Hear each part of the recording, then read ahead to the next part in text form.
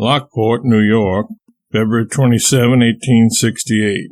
Dear folks, I enclosed $20 from Ma.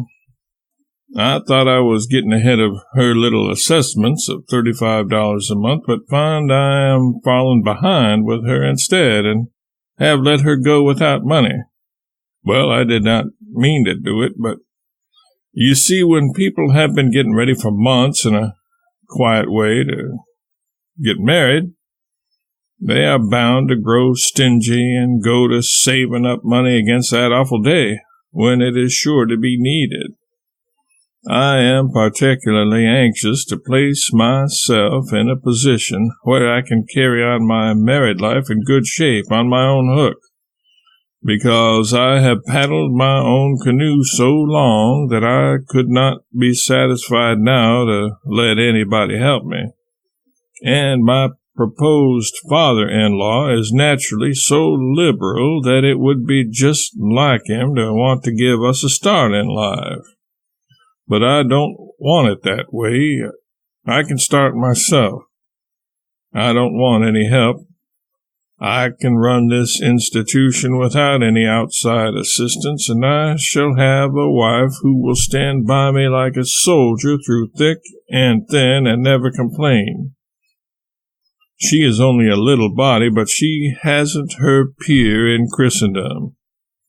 I gave her only a plain gold engagement ring when fashion imperatively demands a $200 diamond one, and told her it was typical of her future lot, namely, that she would have to flourish on substantials rather than luxuries.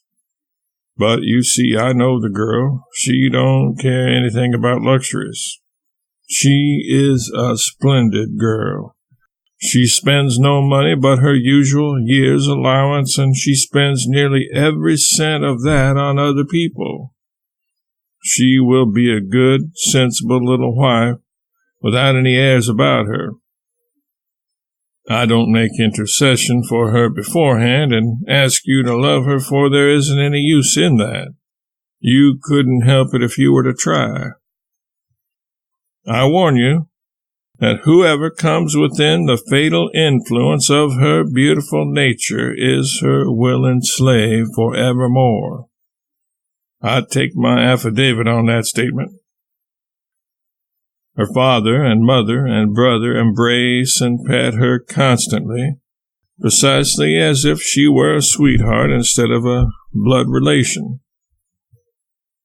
She has unlimited power over her father, and yet she never uses it, except to make him help people who stand in need of help.